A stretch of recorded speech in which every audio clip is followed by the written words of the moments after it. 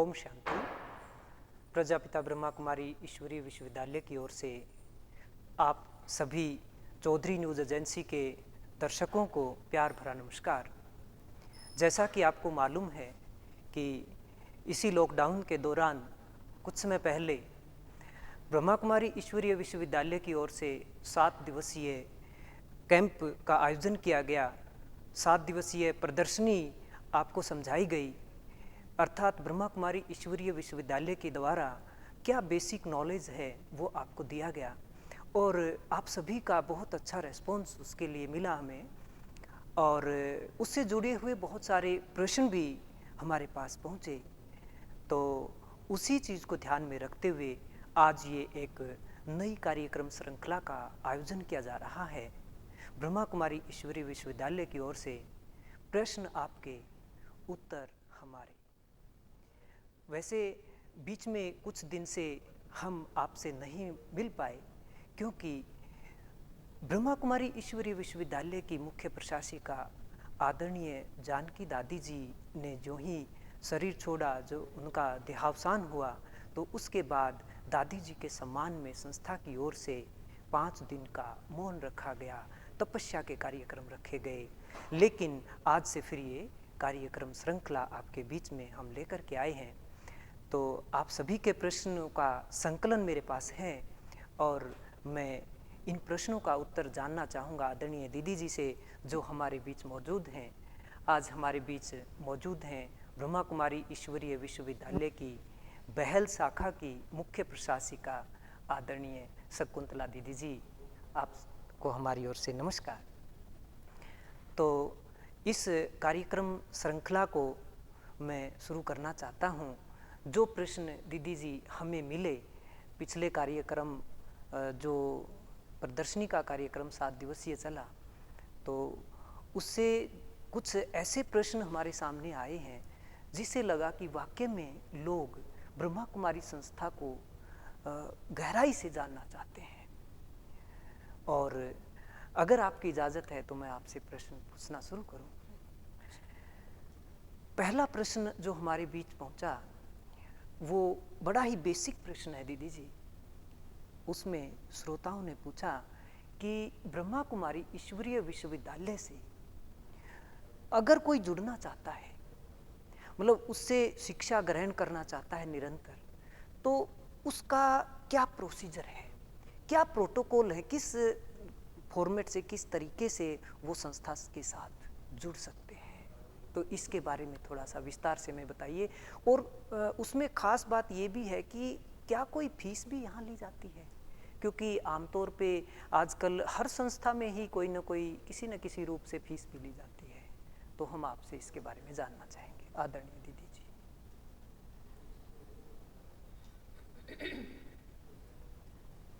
अवश्य ही हमारे दर्शक भाई बहन ब्रह्मा कुमारी की इन शाखाओं से जुड़ने के लिए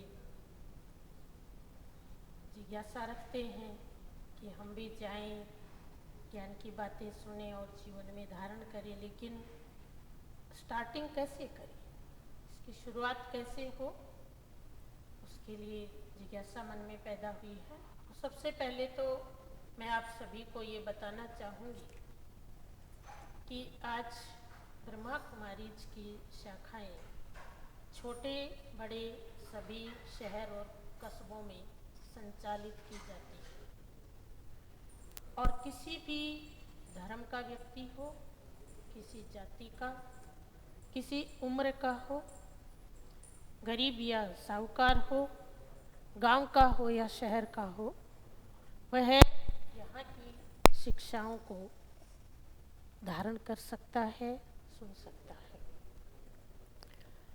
इसके लिए किसी भी प्रकार की कोई आर्थिक फीस नहीं ली जाती है, क्योंकि यहाँ पर जो शिक्षा दी जा रही है वो वास्तव में किसी मनुष्य के द्वारा तो दी नहीं गई है। यहाँ की शिक्षाएं सृष्टि के रचयिता, जिसको हम सभी मिल करके परम पिता कहते हैं, उस परम पिता परमात्मा की दी हुई शिक्षाओं के अनुरूप ही ये विद्यालय खुले हुए हैं। तो क्योंकि वह परम पिता परमात्मा सभी का ही तो पिता है, और जब कोई पिता स्कूल खोलता है, विद्यालय खोलता है, तो उसके बच्चों से कभी फीस नहीं ली जाती है।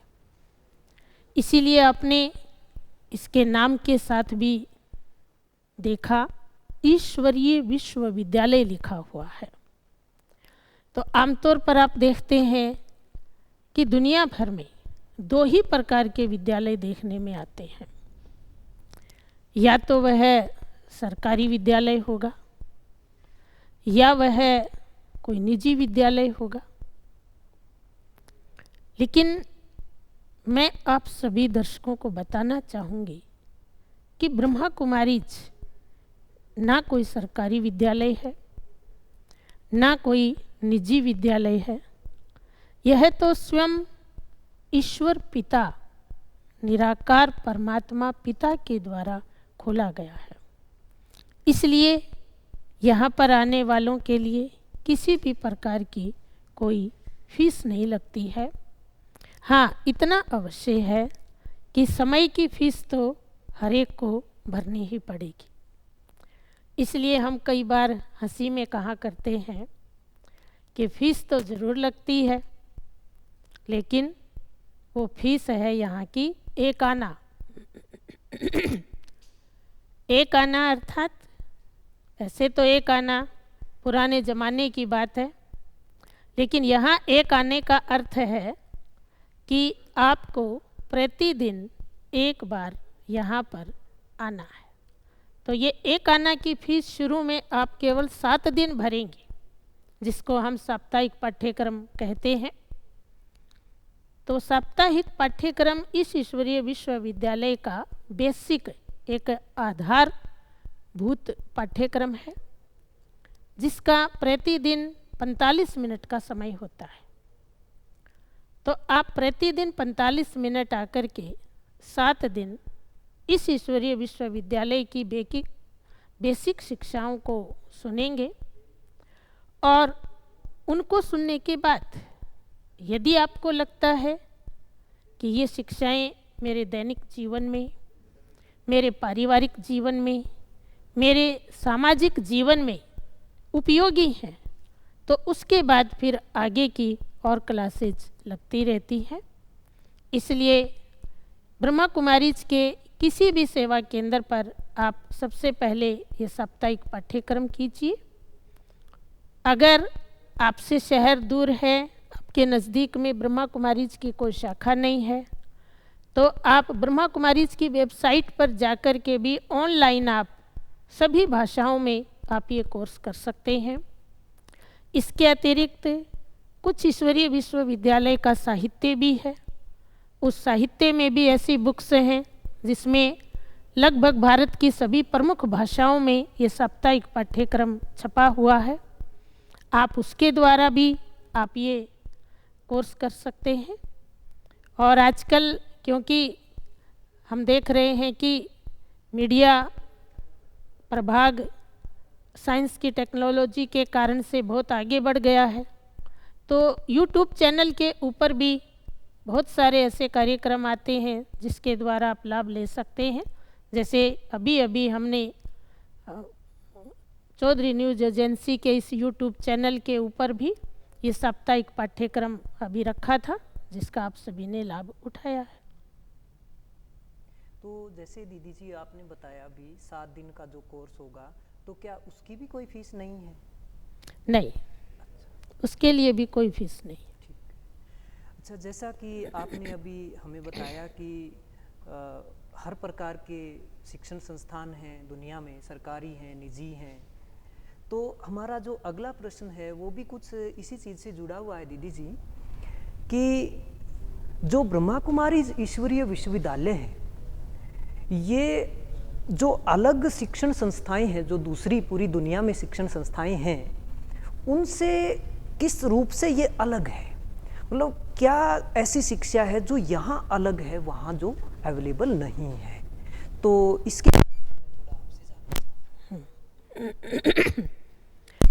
अवश्य ही बहुत सारे भाई बहनों के मन में ये प्रश्न उठता है कि जब गांव-गांव के अंदर भी इतने सब स्कूल हैं, विद्यालय हैं, शिक्षण संस्थाएं खुली हुई हैं, तो ब्रह्मा कुमारीज के नाम से ये एक अलग प्रकार के विद्यालय को खोलने की आवश्यकता क्यों पड़ी है?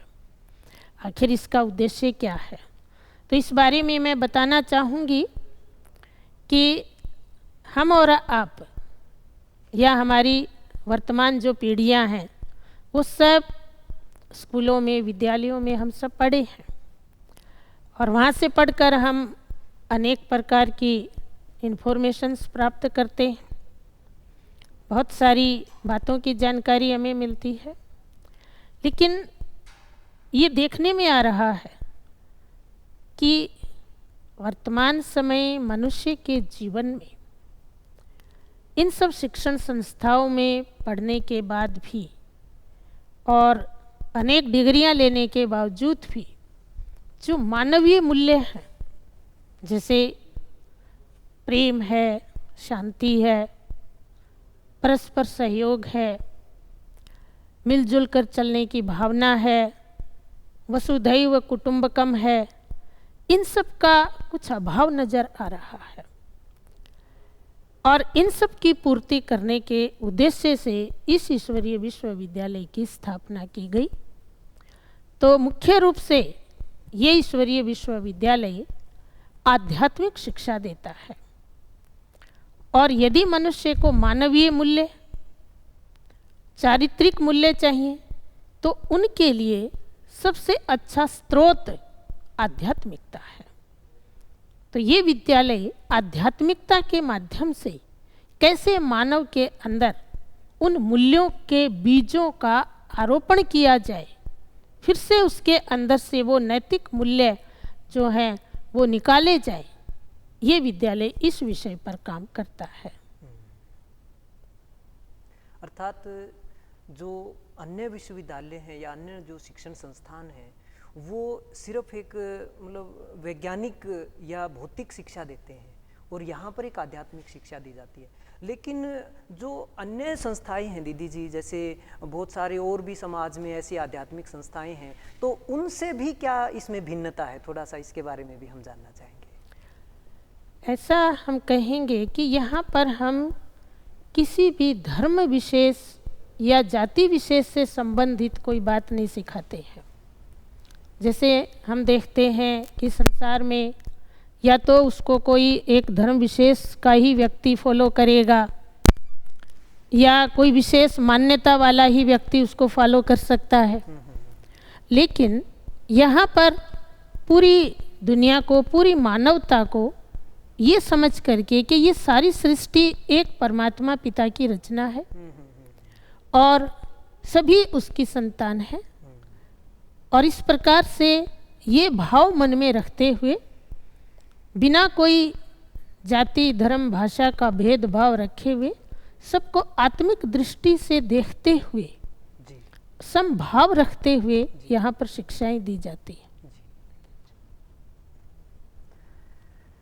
दीदी जी, मुझे बहुत अच्छा लगा ये बात कि यहाँ पर जो शिक्षा दी जा रही है वो मतलब डायरेक्ट आत्मा से संबंधित है, और क्योंकि वो आत्मा चाहे किसी भी धर्म से संबंधित हो तो इसलिए यहाँ पर हर धर्म का ही व्यक्ति जुड़ सकता है।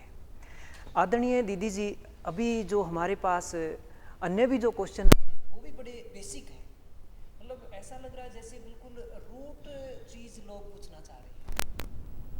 जो तीसरा क्वेश्चन मैं आपसे पूछने जा रहा हूँ वो ये है कि जैसे कि आप सेंटर पे रहते हैं और हम भी देखते हैं कि सेंटर पे आपसे छोटी बहनें भी रहती हैं या बड़े बड़े सेंटर हैं जहाँ पर बहुत सारे भाई बहनें रहते हैं। तो जिज्ञासा ये है पूछने वाले की कि क्या जो भी इस संस्था से जुड़ता है उसको आश्रम में ही रहना पड़ता है, मतलब संस्था में ही क्या उसको रहना पड़ता है?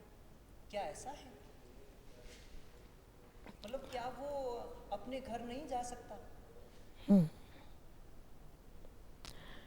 हाँ, बहुत सारी इस तरह की जिज्ञासाएं भी यहाँ आने वालों के मन में आती हैं।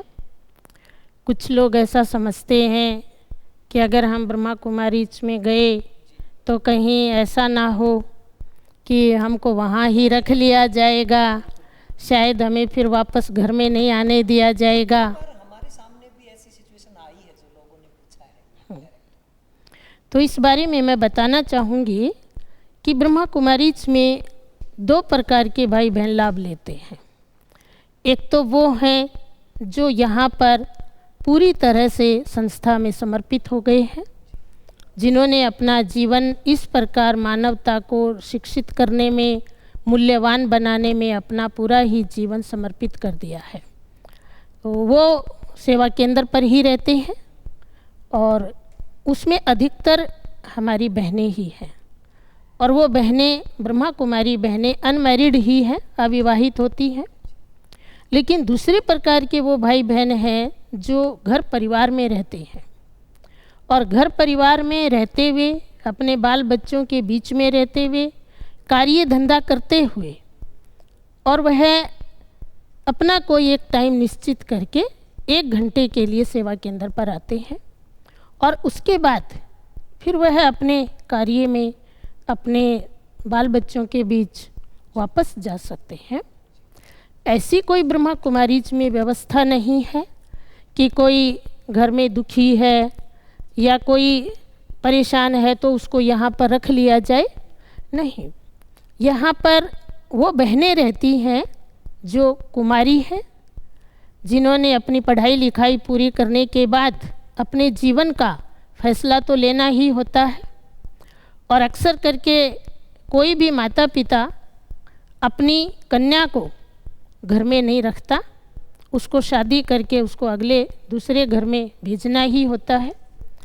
तो हमारे पास जो बहनें रहती हैं समर्पित रूप से, उन्होंने अपने जीवन का फैसला इस प्रकार लिया होता है कि उन्होंने कहीं ना कहीं तो जाना ही था, कोई तो घर बसाना ही था। तो क्यों ना वो इस संस्थान को चुनती हैं और समझती हैं कि हम कोई एक घर कल्याणी बने, उससे अच्छा विश्व कल्याणी क्यों ना बन जाए।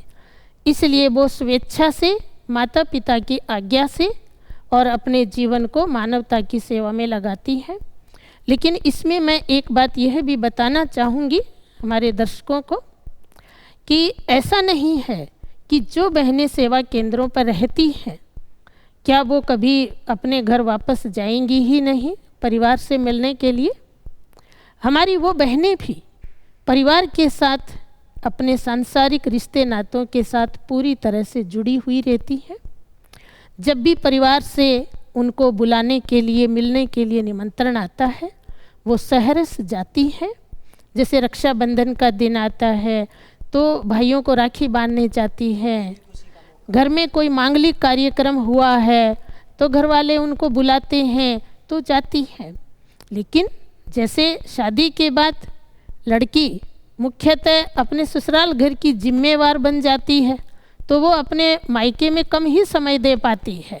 तो इसी प्रकार से यहाँ भी बहनें मानवता की सेवा में अपने आप को इतना लगा देती हैं, इतना उसमें बिजी हो जाती हैं कि वो ये नहीं है कि अब जा कर के वहाँ महीनों महीनों जा कर के रहेंगी।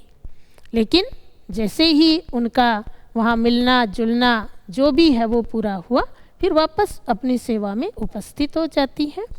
और इसके साथ साथ उनके परिवार वाले भी समय प्रति समय उनसे मिलने के लिए सेवा केंद्रों पर आते रहते हैं, मिल कर के जाते हैं। तो इसलिए ऐसा नहीं है कि हमने कोई घर बार को छोड़ दिया है, बल्कि हम तो कहेंगे कि हमने एक घर परिवार को छोड़ा क्या, हमने तो सैकड़ों घर परिवारों के साथ अपना नाता जोड़ लिया है, पूरे विश्व के साथ ही नाता जोड़ लिया है।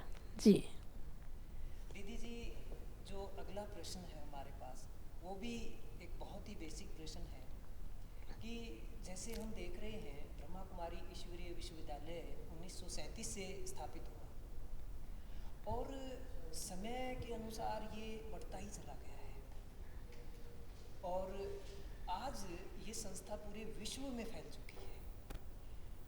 तो मतलब क्या हम इसको एक नए उभरते हुए धर्म के रूप में देखें? क्या हम कह सकते हैं कि ब्रह्मा कुमारी ईश्वरीय विश्वविद्यालय एक नए धर्म की स्थापना करने जा रही है? क्या ऐसा है? देखिए, सही अर्थों में यदि हम धर्म की व्याख्या करें, धर्म किसको कहा जाता है, तो धर्म का अर्थ होता है जीवन में मूल्यों की धारणा। यदि इस प्रकार से माना जाए कि धर्म का अर्थ है जीवन में श्रेष्ठ मूल्यों की धारणा, फिर तो ब्रह्मा कुमारी जी एक धार्मिक संस्था है। लेकिन अगर कोई समझते हैं कि धर्म माना कुछ बाहरी कर्मकांड, कुछ बाहरी वेशभूषा, उसका परिवर्तन, तो फिर ब्रह्मा कुमारी धार्मिक संस्था नहीं है, ये एक आध्यात्मिक शिक्षण संस्थान है।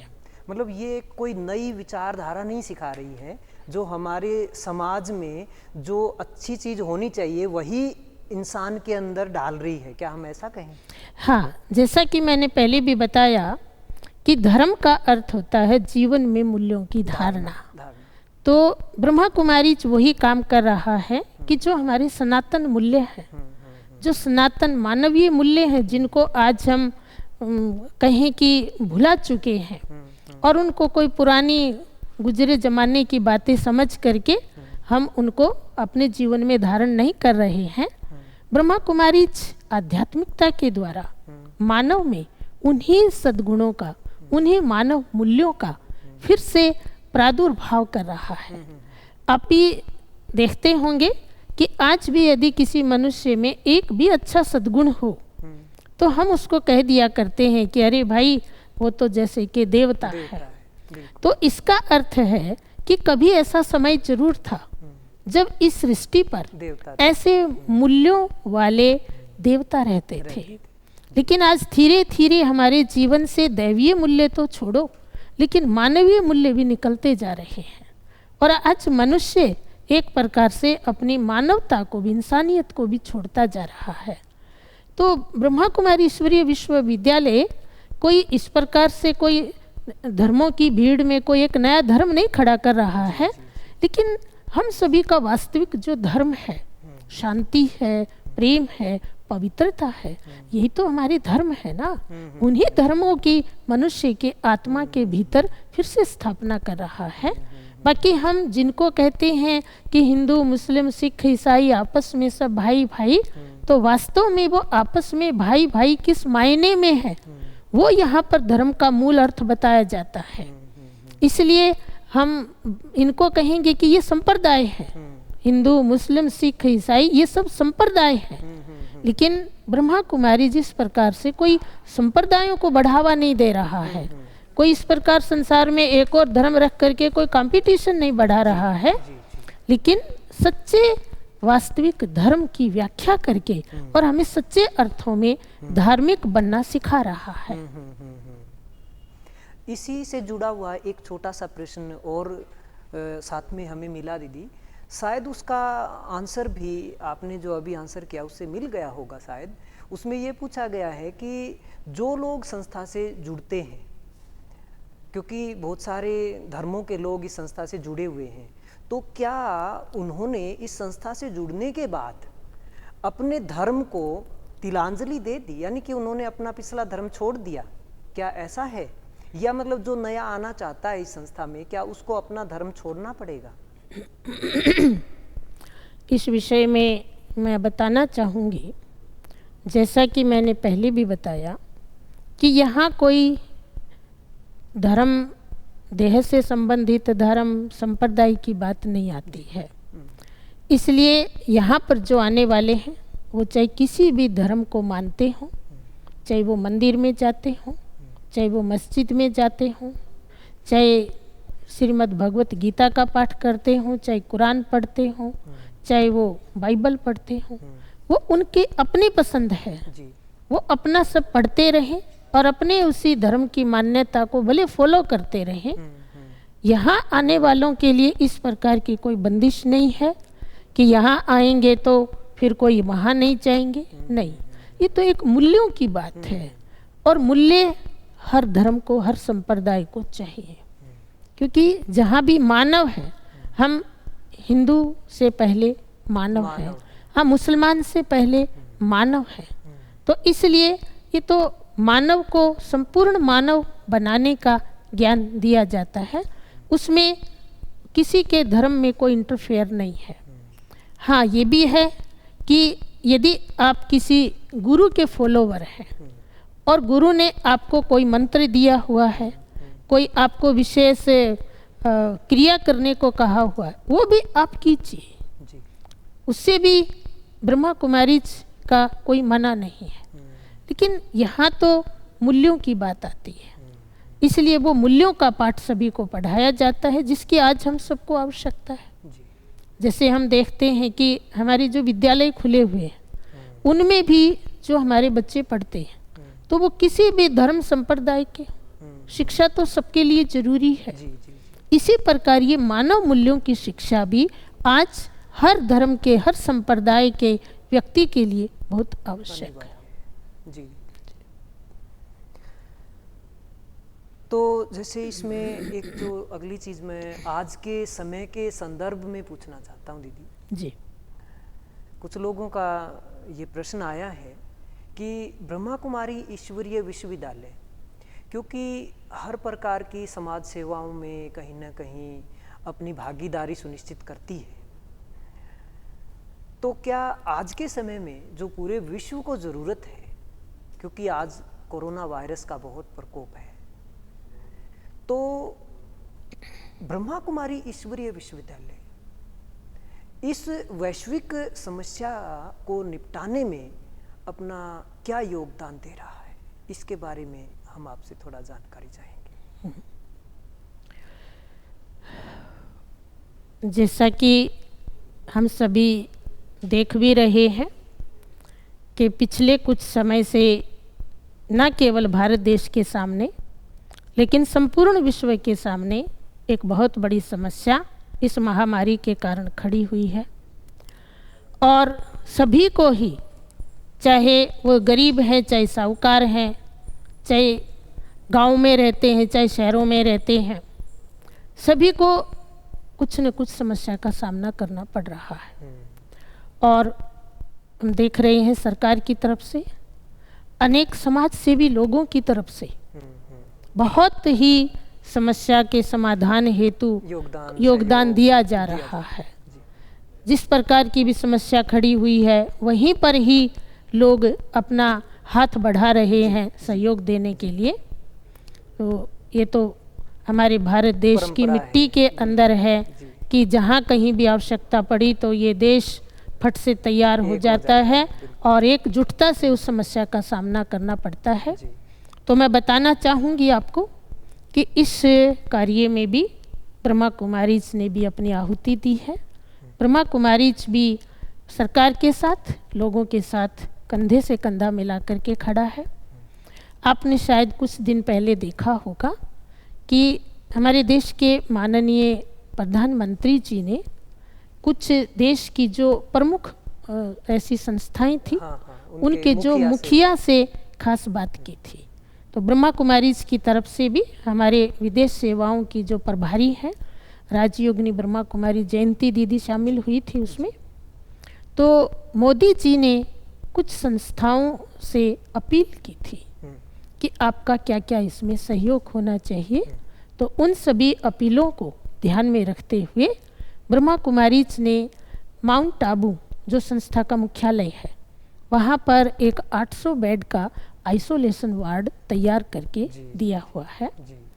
और हमारे भिन्न भिन्न शहरों में जो सेवा केंद्र हैं, वहाँ से प्रशासन को वहाँ की मांग के अनुसार सहयोग दिया जा रहा है। जैसे उदाहरण के लिए मैं आपको बताना चाहूँगी कि छत्तीसगढ़ में रायपुर प्रशासन, रायपुर के द्वारा और सेवा केंद्र के द्वारा कुछ चावल, कुछ गेहूं, पोहा, चीनी वगैरह, ये सब एक ट्रक भर करके वहाँ के स्थानीय प्रशासन को दिया गया है। और जैसा भी प्रशासन सहयोग चाहता है हम उस प्रकार का सहयोग कर रहे हैं। हमारे जितने भी 4500 सेवा केंद्र हैं, सभी को एक सर्कुलर भेज करके ये बताया गया है कि आप सभी घरों के अंदर रहें, लॉकडाउन के नियमों का पालन करें और घर से बाहर निकले तो मास्क लगा करके ही निकले, ग्रुप में इकट्ठे ना हो।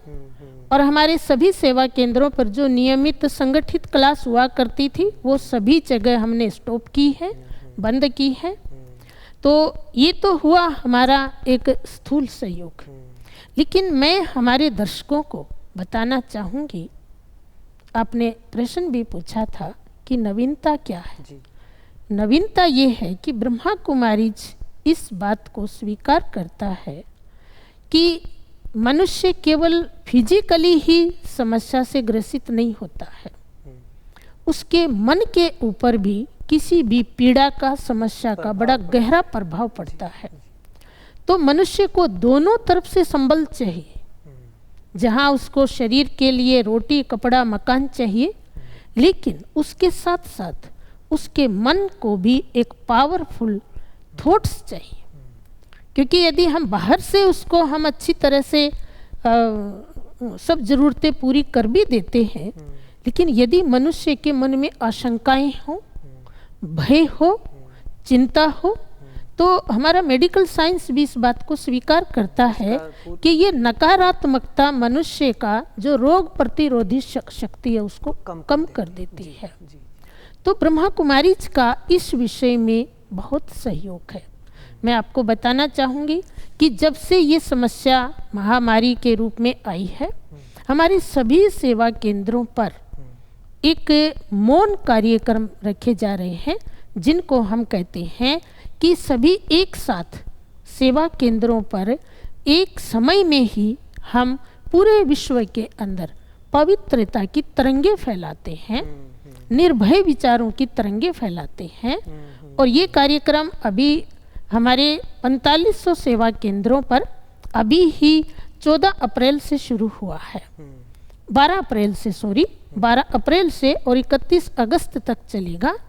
उसमें ब्रह्मा कुमारीज के 4500 सेवा केंद्रों से जुड़े हुए लाखों भाई बहन हैं, जो अपने अपने घरों में अपने अपने स्थान पर ही शाम को 5 बजे से और 5:15 बजे तक 15 मिनट तक जहाँ भी होंगे अपना कार्य छोड़ करके स्थान पर बैठेंगे और वह सारे विश्व की आत्माओं को अपने मन बुद्धि के अंदर वो परमात्मा पिता की शक्तियाँ भर करके और वो शुभ भावनाओं के तरंगे छोड़ेंगे।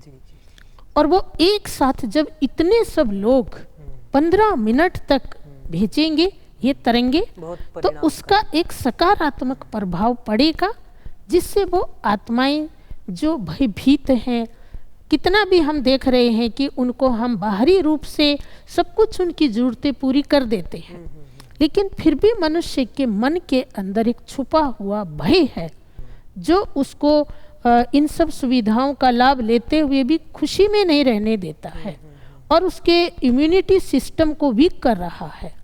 तो हम ये कार्य करते हैं। और क्योंकि हमारे यहाँ सभी बाल ब्रह्मचारिणी बहनें हैं, तो उनके भीतर भी ये पवित्रता की शक्ति है। और हमें जब से हम संस्था में आए हैं, हमें ये पाठ अच्छी तरह पढ़ाया गया है कि सारा विश्व अपना है, कोई पराया है ही नहीं। ये भी नहीं कि केवल मेरा भारत देश है, नहीं, भारत से अलग जितने भी देश हैं उनमें भी रहने वाले भाई बहनें हमारे ही तो भाई बहन हैं। तो जैसे किसी भी व्यक्ति के परिवार में एक को भी कोई प्रॉब्लम आती है, तो कैसे सबको उससे अपनेपन के भाव आता है और वह उसकी सेवा में भाव में जुट जाता है। इसी प्रकार ब्रह्मा कुमारीज में रहने वाले, ब्रह्मा कुमारीज की शिक्षा लेने वाले भाई बहनें सारे विश्व को अपना परिवार समझते हैं और इसलिए वो स्वेच्छा से, दिल से, अपनेपन से, लगन से इस प्रकार के जो हमारे मौन कार्यक्रम होते हैं उसमें वो भाग लेते हैं। इसके अतिरिक्त काफ़ी वर्षों से एक और कार्यक्रम चला हुआ है, जो ये सूक्ष्म जो मैं बता रही हूँ मानसिक सहयोग का, वह महीने के तीसरे रविवार को शाम को 6:30 से 7:30 बजे तक भारतीय समय के अनुसार। बाकी अन्य देशों में उनका अपना समय है, लेकिन भारतीय समय के अनुसार शाम को 6:30 से 7:30 बजे तक हम सभी जितने भी बीके संस्थान से जुड़े हुए हैं वो अपने अपने स्थानों पर बैठ करके हम 1 घंटा सारे विश्व में शांति के, प्रेम के और सौहार्द के वाइब्रेशन फैलाते हैं। तो इससे हमें बहुत सारा परिवर्तन भी महसूस होता है। हमारे पास बहुत सारे उदाहरण भी हैं और हम सभी भी जानते ही हैं कि शुभ भावनाएं, शुभ कामनाएं बहुत काम करती हैं। जहाँ दवा काम ना करे वहाँ मनुष्य की शुभ भावनाएं, ये दुआएं काम कर जाती हैं। इसीलिए हमारे भारत में विशेष किन्हीं त्योहारों पर हम शुभकामनाएं जरूर भेजते हैं। होली की शुभकामनाएं, दिवाली की शुभकामनाएं, आपकी बर्थडे की शुभकामनाएं। ये शुभकामनाएं और क्या है? ये वही तो है कि हमारे भीतर से वो विचार निकलते हैं, आप सुखी रहो और वो उनको शक्ति देते, आप सफल हो, आप विजयी बनो, आप स्वस्थ रहो। तो हम सभी भी जब इतने सब मिल करके एक साथ जब ऐसे प्रकंपन फैलाते हैं कि आप जल्दी ही स्वस्थ होंगे, आप धीरज रखें, आप प्रसन्न चित्त रहिए, आप चिंतित मत होइए, आप भय मुक्त रहिए। तो इस प्रकार के विचार उनको अंदर से जरूर, उनको भीतर से जो भय है उसको समाप्त करते हैं। तो इस प्रकार की सेवाएं चलती रहती हैं। बाकी क्योंकि आपने पूछा कि अभी ही इस समस्या से संबंधित आपका क्या कार्यक्रम है, वो मैंने बताया। लेकिन ऐसे तो नशा मुक्ति के कार्यक्रम हैं। आज हम देख रहे हैं कि अकेले भारत में प्रतिदिन 2500 से लेकर 3000 तक मौतें प्रतिदिन हो रही हैं जो धूम्रपान का सेवन कर रहे हैं। तो आज हम उनके प्रति भी स्कूलों में जाकर के जन जागृति लाते हैं, युवाओं के संगठनों में जाकर के जन जागृति लाते हैं। तो ये कार्यक्रम तो हम कर ही रहे हैं। ये तो मैं देखता हूँ दीदी, बहुत कार्यक्रम कहीं ना कहीं होते रहते हैं। तो इस प्रकार का सहयोग संस्था के द्वारा चलता है। सामाजिक कार्यों में दीदी ये तो मैं काफ़ी ऑब्जर्व करता हूँ, स्कूल में, कॉलेजेस में बहुत अवेयरनेस के कार्यक्रम इस संस्था के द्वारा होते रहते हैं और वो भी समाज से जुड़े हुए हर क्षेत्र को कवर करते हैं। और मैं तो ये समझता हूँ यहाँ के जितने भी बहनें हैं, भाई हैं, जितना मैं जानता हूँ, बड़े एकदम से अच्छे वक्ता भी हैं और अच्छे ज्ञाता भी हैं और अपने जीवन में भी उन्होंने इस चीज़ को उतारा है। बहुत बहुत धन्यवाद दीदी जी, आपने हमें अपने इतने कीमती समय में से कुछ समय दिया। चौधरी न्यूज़ एजेंसी की ओर से आदरणीय दीदी जी ने बहुत सारे श्रोताओं के प्रश्नों का उत्तर दिया। हम दीदी जी के कृतज्ञ हैं और उम्मीद है आपको भी उत्तर समझ आए होंगे, पसंद आए होंगे। और जिस भाई बहन को ब्रह्मा कुमारी संस्था से जुड़े हुए किसी भी तथ्य से संबंधित कुछ पूछना है तो आप कमेंट बॉक्स में प्रश्न डाल सकते हैं। आदरणीय दीदी जी आपके कमेंट को और हम आपके कमेंट को ज़रूर पढ़ेंगे और ज़रूर आपके प्रश्नों का उत्तर देंगे। एक बार पुनः आप सभी का बहुत बहुत धन्यवाद। दीदी जी का बहुत बहुत धन्यवाद। नमस्कार। नमस्कार। ओम शांति। ओम के बारे में हम आपसे थोड़ा जानकारी चाहेंगे। जैसा कि हम सभी देख भी रहे हैं कि पिछले कुछ समय से न केवल भारत देश के सामने लेकिन संपूर्ण विश्व के सामने एक बहुत बड़ी समस्या इस महामारी के कारण खड़ी हुई है और सभी को ही, चाहे वो गरीब हैं, चाहे साहूकार हैं, चाहे गांव में रहते हैं, चाहे शहरों में रहते हैं, सभी को कुछ न कुछ समस्या का सामना करना पड़ रहा है। और हम देख रहे हैं सरकार की तरफ से, अनेक समाज सेवी लोगों की तरफ से बहुत ही समस्या के समाधान हेतु योगदान दिया जा रहा है। जिस प्रकार की भी समस्या खड़ी हुई है वहीं पर ही लोग अपना हाथ बढ़ा रहे हैं सहयोग देने के लिए। तो ये तो हमारे भारत देश की परंपरा मिट्टी है। के अंदर है कि जहाँ कहीं भी आवश्यकता पड़ी तो ये देश फट से तैयार हो जाता है और एकजुटता से उस समस्या का सामना करना पड़ता है। जी। तो मैं बताना चाहूँगी आपको कि इस कार्य में भी ब्रह्मा कुमारीज ने भी अपनी आहुति दी है। ब्रह्मा कुमारीज भी सरकार के साथ, लोगों के साथ कंधे से कंधा मिला करके खड़ा है। आपने शायद कुछ दिन पहले देखा होगा कि हमारे देश के माननीय प्रधानमंत्री जी ने कुछ देश की जो प्रमुख ऐसी संस्थाएं थी, उनके जो मुखिया से खास बात की थी। तो ब्रह्मा कुमारीज की तरफ से भी हमारे विदेश सेवाओं की जो प्रभारी हैं राजयोगिनी ब्रह्मा कुमारी जयंती दीदी शामिल हुई थी उसमें। तो मोदी जी ने कुछ संस्थाओं से अपील की थी कि आपका क्या क्या इसमें सहयोग होना चाहिए। तो उन सभी अपीलों को ध्यान में रखते हुए ब्रह्मा कुमारीज ने माउंट आबू जो संस्था का मुख्यालय है वहाँ पर एक 800 बेड का आइसोलेशन वार्ड तैयार करके दिया हुआ है।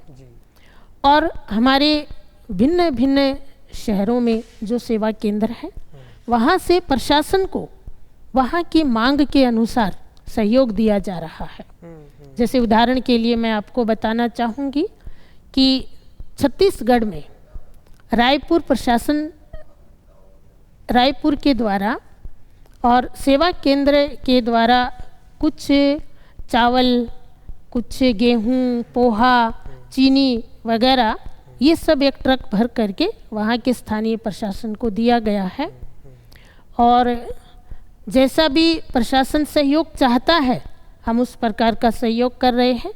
हमारे जितने भी 4500 सेवा केंद्र हैं सभी को एक सर्कुलर भेज करके ये बताया गया है कि आप सभी घरों के अंदर रहें, लॉकडाउन के नियमों का पालन करें और घर से बाहर निकले तो मास्क लगा करके ही निकले, ग्रुप में इकट्ठे ना हो।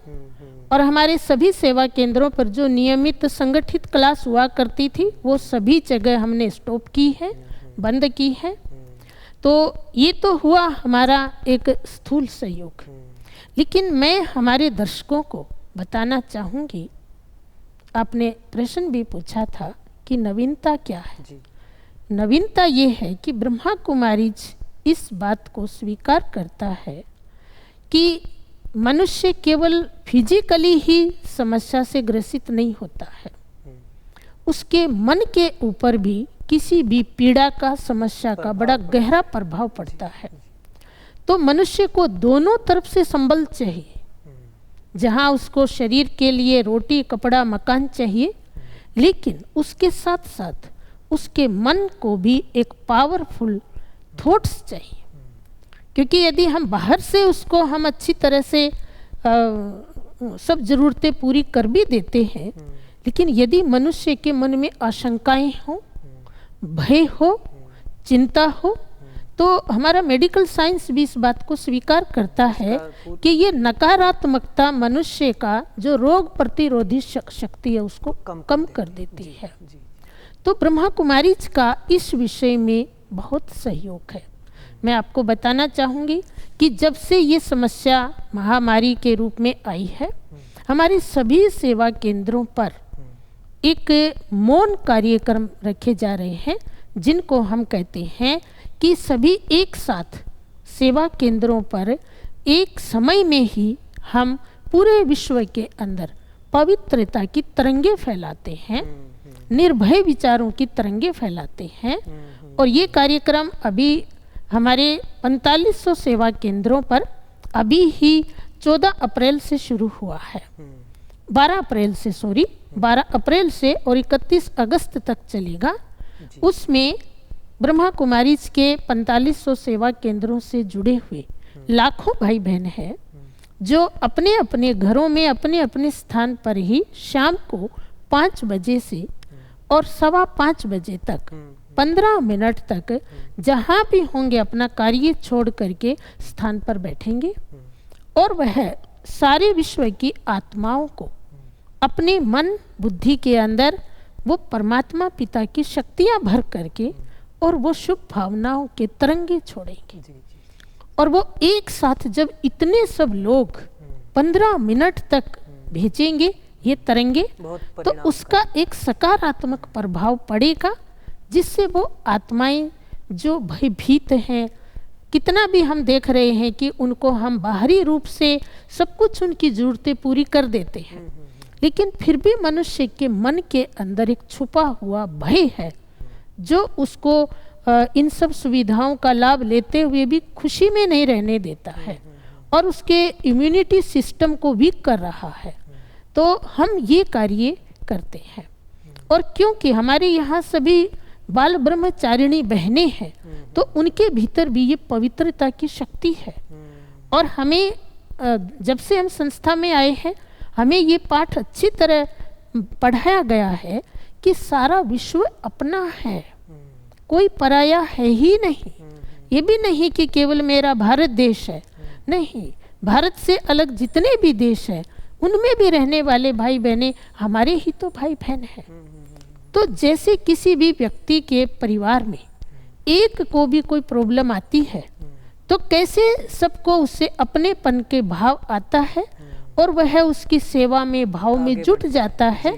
इसी प्रकार ब्रह्मा कुमारीज में रहने वाले, ब्रह्मा कुमारीज की शिक्षा लेने वाले भाई बहनें सारे विश्व को अपना परिवार समझते हैं, और इसलिए वो स्वेच्छा से, दिल से, अपनेपन से, लगन से इस प्रकार के जो हमारे मौन कार्यक्रम होते हैं उसमें वो भाग लेते हैं। इसके अतिरिक्त काफ़ी वर्षों से एक और कार्यक्रम चला हुआ है, जो ये सूक्ष्म जो मैं बता रही हूँ मानसिक सहयोग का, वह है महीने के तीसरे रविवार को शाम को 6:30 से 7:30 बजे तक भारतीय समय के अनुसार। बाकी अन्य देशों में उनका अपना समय है, लेकिन भारतीय समय के अनुसार शाम को 6:30 से 7:30 बजे तक हम सभी जितने भी बीके संस्थान से जुड़े हुए हैं वो अपने अपने स्थानों पर बैठ करके हम 1 घंटा सारे विश्व में शांति के, प्रेम के और सौहार्द के वाइब्रेशन फैलाते हैं।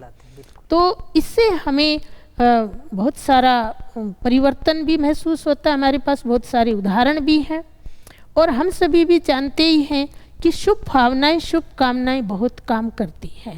जहाँ दवा काम ना करे वहाँ मनुष्य की शुभ भावनाएं, ये दुआएं काम कर जाती हैं। इसीलिए हमारे भारत में विशेष किन्हीं त्योहारों पर हम शुभकामनाएं जरूर भेजते हैं। होली की शुभकामनाएं, दिवाली की शुभकामनाएं, आपकी बर्थडे की शुभकामनाएं। ये शुभकामनाएं और क्या है? ये वही तो है कि हमारे भीतर से वो विचार निकलते हैं, आप सुखी रहो और वो उनको शक्ति देते, आप सफल हो, आप विजयी बनो, आप स्वस्थ रहो। तो हम सभी भी जब इतने सब मिल करके एक साथ जब ऐसे प्रकंपन फैलाते हैं कि आप जल्दी ही स्वस्थ होंगे, आप धीरज रखें, आप प्रसन्न चित्त रहिए, आप चिंतित मत होइए, आप भय मुक्त रहिए।